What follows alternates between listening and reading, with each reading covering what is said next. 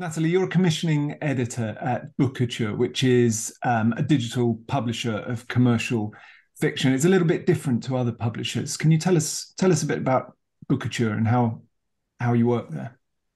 Yeah, of course. So Bookouture's focus is on digital commercial fiction, which is a slightly different area to the traditional market. We focus on getting ebooks out. Our publication days are simultaneous across all of the different markets. So the US and the UK have the same publication date. And we really focus on getting the maximum marketing out to our audiences for those. We also offer print on demand, which is, again, slightly different to traditional publishers. The printing process is sort of triggered when people put orders in for the book rather than selling copies that we already have printed. And the digital commercial space is much quicker to change, and there are much quicker changes in trends. You also have external factors, things like the KU Kindle Unlimited program that Amazon offer. We are making the most of that space.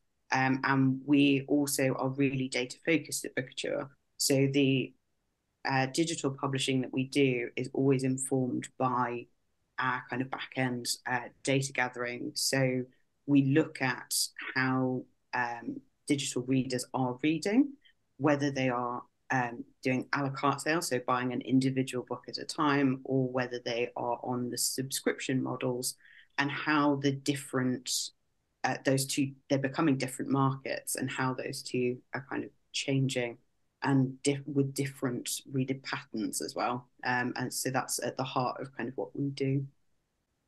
It's data-driven publishing. Very data-driven publishing, yeah.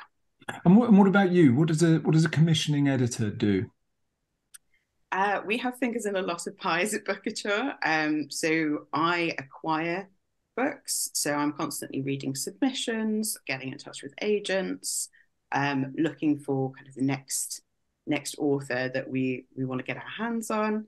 I also do the editing for the titles that I look after.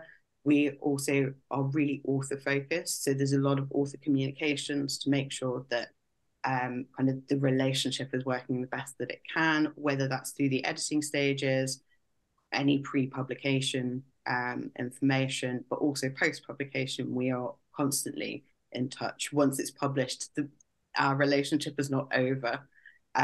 So that's a really lovely part of my job, is getting in touch with people about how their ideas have kind of taken off and where they're going. But I also do the cover briefs, and being a digital publisher, the kind of packaging, so the cover, the blurb, or copy that appears on Amazon or other retailers is kind of, that role sits with me. So it's quite creative as well. And yeah, we do kind of, there's meetings as well. So we're always looking at the data that we're analyzing as part of our author communications and packaging decisions. So there's a lot of looking at graphs as well. What kind of manuscripts are you looking for, or what kind of manuscripts does the data tell you that you should be looking for right now? So the data combined with what I am looking for to build my list further is I'm gripping psychological thrillers. Psychological thrillers are massive, and I really would like to see the next big psychological thriller that is gripping from page one, that has twists that no one would ever see coming. But I think for me, as an editor, the one thing that is kind of at the back of my mind while I read submissions is, how could I pitch this in one line? That is really important within the psychological thriller genre, to really kind of have that immediacy. I'm also looking for police procedural crime fiction series. And for me, I think strong characters in these are vital, because you want to build that series feel. And for the sort of first in series, a really highly personal, highly charged case is always the best way to kick off those series. But where I'm kind of looking for a point of difference maybe is other areas of sort of police adjacent teams or FBI teams. So the kind of, you've got the behavioral analysis team, but what's the next Mindhunter kind of idea, really? Emotional women's fiction or domestic suspense, where there's really quite an intense family drama, but you're delving into topics that are really relatable. So kind of adoption, family secrets, divorce, custody battles, but where the key for me is what will have me reaching for the tissues. So we've recently published a book called His Secret Daughter, which is the kind of epitome of this. It's sort of some husband has a kind of secret family, and how that young girl whose mother has passed away kind of is integrated into their family is really, really emotional, but is also very twisty. And does what you're getting, what's being submitted to you, does that match up with what you're looking for, or is there a gap there? I think there's always a lot of great ideas that we read through, and there's definitely a lot hitting those notes. There's also a lot of difference, and it's always really nice to be surprised. So yeah, that is by no means an exhaustive list. But yeah, I think when an idea is unique and exciting and the writing is gripping, that's also kind of on the checklist. How polished do you expect a manuscript to be when you receive it? I mean, we hear all the time about how many drafts novels go through before they get published, but what state do you expect the draft to be in that you receive? I think a state where the author is happy to share it is the biggest informer. We don't necessarily have any particular expectations of how polished a manuscript needs to be. So long as the ideas in the novel are represented well and the quality of the writing is good, then we have so many stages of editing at Bookouture. We go through 4 that it doesn't matter as much if it's polished, so long as the ideas and the concepts are there and well represented. Now, how long is that process from the time you receive a manuscript to getting the book out there in the marketplace? We operate on quite short timelines at Bookouture, or we can. So it could be 6 months from receiving a manuscript to publication. But we move at kind of whatever speed the author is happy with as well. We don't want to push authors to go to that, but the digital marketplace does move fast. So it's good for us to keep on top of those. Right. Well, that's the material itself. But what about the approach when somebody is sending in a manuscript to you? Should they just let the material do the talking, or is there a way to approach an editor that will improve a writer's chances of getting picked up? One of the things that does make Bookouture very unique is that we do have a direct submission system. So authors can get in touch with us and submit online through our website.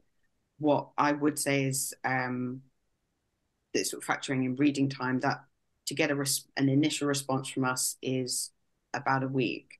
The things that can really help on our submission system is working up your pitch to us. So a manuscript is obviously very important, but there's a space on our submission system where we ask kind of for a breakdown of the book. But if you take a kind of blurb or copy approach, that is what tends to get what we see as a higher chance of kind of moving forward. Right. At the festival in August, you'll be participating in our agent and editor one-on-ones, where writers can spend 10 minutes talking with you about their project. And this is really, really popular. Lots of people want to participate in this. Can you just, 10 minutes is not a great deal of time. Can you give our attendees some advice on how they should approach that conversation? So I think the thing that would be really great, and I would love to see, is a one-line pitch for your manuscript to start off the conversations. I think that way we can be on the same level very quickly. We can kind of have an understanding, and it opens up a place for us to have a great conversation in quite a short space of time. It will, if it leaves me with some questions, and we can really kind of get into the nitty gritty. But that immediacy is what I would really recommend. Right, so not to give an introduction about themselves and their background, just get straight into the story. I think an introduction to yourself should be part of our conversation, but I think opening up the conversation with a one-line pitch about your manuscript would be great. If you can also boil down a pitch about yourself into one thing, just because of the time crunch, I think that's where I'd focus my prep time if I was coming to one of these events, is one line for the book, one line for me, and then we have a conversation. You'll also be on the panel of a session we call Literary Idol, which is the kind of grand finale of the festival, in which we'll be reading out first pages of anonymously submitted manuscripts, and the panel will give gentle, generous and constructive criticism. Now, a lot of the people watching this will want to submit a first page. So can we guide them a little bit? What do you want to see on the opening page of a manuscript that will keep you listening and engaged all the way down to the bottom? I think if you can leave me in suspense, if you can build that suspense through the first page and leave me in suspense at the end, that would be really impactful. I wouldn't necessarily don't feel the need to include a full setup, just give a great sense of who, what, and where, but leave space for questions for me to have in the back of my mind. And when finishing that first page, those questions are what's going to push me to read on. I think something that I would also recommend is to really look at the construction of the first page of your manuscript. Do you need a prologue, for instance? Is there a moment that you can pull out of the manuscript to really hook people in, that sets up your book in a way that by the end of that first page, you've kind of captured the attention and really zoned in on a moment in the manuscript that's really impactful? I think with that, it's worth bearing in mind what genre you're writing in. World War II, we often see kind of pre-war setups, or for the more Auschwitz kind of based titles, there's a moment as you kind of see the building that is often very impactful. For crime, it's we often see the opening chapter or opening few pages be kind of the first crime happening that introduces what the investigation is going to be centered on. And I would really look at kind of bestsellers on Amazon, because KU is pushing that kind of really focused opener into such an important space, I think. So that would be really important for this event as well, because it's so focused on that first page. Very good tips, thank you. So for people watching who'll be coming to the festival, you can select a one-on-one meeting with Natalie on the website, and remember to bring along your first page of your manuscript to get some instant feedback from our experts. Natalie, thank you very much for joining us, and see you in Stockholm in August. Thank you. See you then.